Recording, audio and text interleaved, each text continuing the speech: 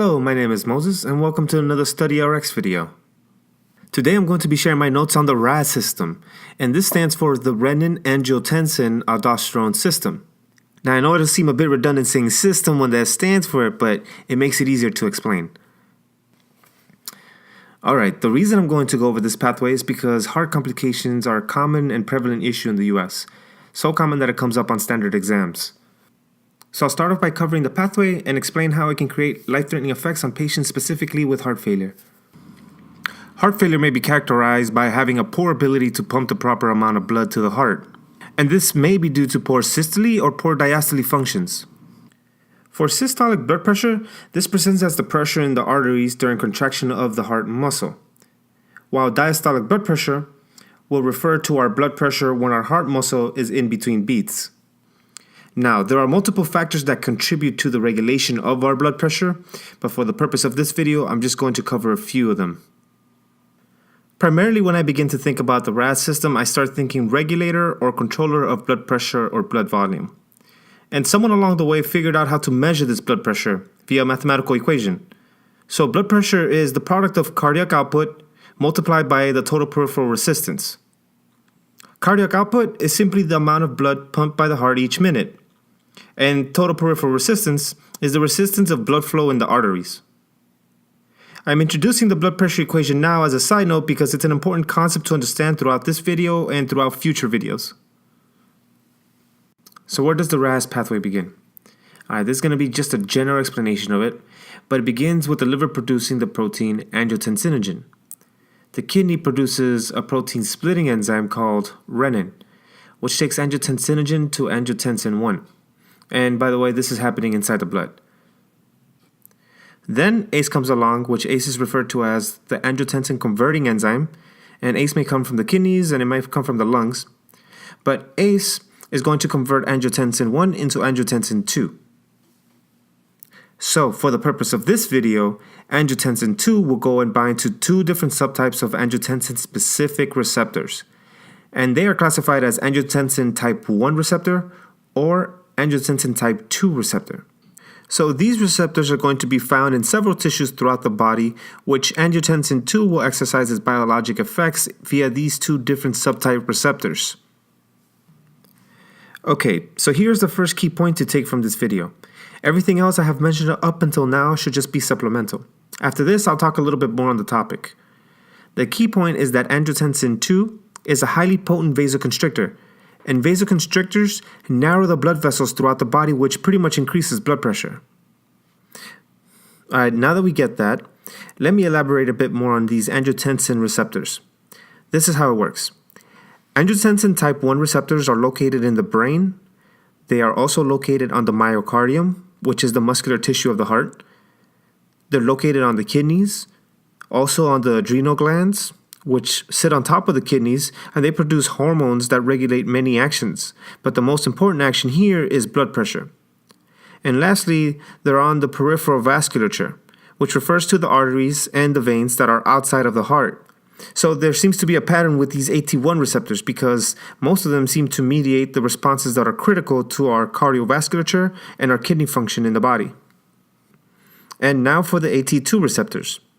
These AT2 receptors are found in the adrenomedullary tissue, the uterus, and the brain. Although these AT2 receptors are found in the brain, their stimulation on the AT2 receptors does not influence the regulation of our body's blood pressure. The first subtopic that follows at the end of the R.A.A.S pathway is the issue with the increased amount of circulating angiotensin 2 that go on to increase the autonomic centers in the brain. This autonomic center has two main divisions. To the left is the parasympathetic nervous system, and on the right is the sympathetic nervous system. Here is the key point for the overstimulated sympathetic nervous system that you need to understand first. Following the sympathetic nervous system activation, a hormone is released, and it's called norepinephrine. The hormone norepinephrine acts as a vasoconstrictor and encourages the kidney to retain sodium. When sodium is retained, this results in an increase in peripheral vascular resistance. You have to think about this. Wherever the sodium goes, water is pretty much going to follow. So if the body is retaining more of this sodium, water is going to follow that sodium and it's going to stay inside the body, which increases swelling. Okay, what I'm going to explain now is purely supplemental to what I just mentioned. The general action of the sympathetic nervous system is to mobilize the body's fight or flight response, and it functions by controlling the body's response during a perceived threat. A few of these actions are like dilating the pupils. It will inhibit salivation, relax the airways, inhibit the stomach intestine activity as well. But most importantly for this video is the action on the cardiovascular system, which increases the heart's contraction and heart rate. In the long run, this can be a detrimental issue to the patient's quality of life. So it's very important that we get this under control pretty much as soon as possible. The second subtopic is about aldosterone.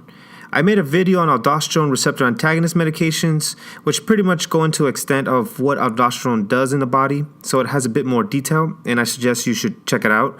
But for the purpose of this video, just focus on the key point that I mentioned. So angiotensin II also stimulates aldosterone synthesis from the adrenal cortex. The key point for aldosterone is that it leads to sodium retention in the kidneys along with potassium excretion, as you see on the screen. Okay, so this is just additional. But as I've mentioned before, aldosterone has a harmful role in the pathophysiology of other cardiovascular diseases, such as heart failure and kidney disease. The way it accomplishes these other cardiovascular diseases is by promoting tissue remodeling, which progresses to myocardial fibrosis and then vascular dysfunctions. The third subtopic on the RAAS pathway is about the antidiuretic hormone being released. The general action of diuretics is to remove water from the body, but this is an antidiuretic, so it does the opposite. Antidiuretics are one factor of hormones that help our kidneys set a proper balance of water in our body. The release of antidiuretic hormone is also stimulated by the increased sodium and chloride concentration in the extracellular fluid. This refers to all body fluids outside of the cells. The key point for the antidiuretic hormone is that it will cause negative effects on the body via sodium and water retention, which increases blood volume and peripheral vascular resistance. The final subtopic on the RAAS pathway is about the deficiency in vasodilators. Vasodilators open or dilate blood vessels. These vasodilators can come in the form of bradykinin and nitric oxide, which work by dilating the blood vessels. So recall this, ACE not only converts angiotensin I to angiotensin II, which we know act as a vasoconstrictor, but ACE will also have the second action of deactivating vasodilators, which is the stuff that dilates, opens, relaxes the blood vessels in the muscles. Here is the key point behind vasodilator deficiency in the body. It's due to the ACE, which deactivates vasodilators, like bradykinin and like nitric oxide. So vasodilators and vasoconstrictors, now we can see how they play a huge role in regulating the blood pressure in the vascular endothelium and smooth muscles. Alright, and that about does it for this video. I want to thank my family and friends for all of your support. I want to give a special thanks to you guys for watching, and before you go, if you enjoyed this video, please hit the like button, subscribe, or add your thoughts down below in the comment section. In either case, until next time guys, take care.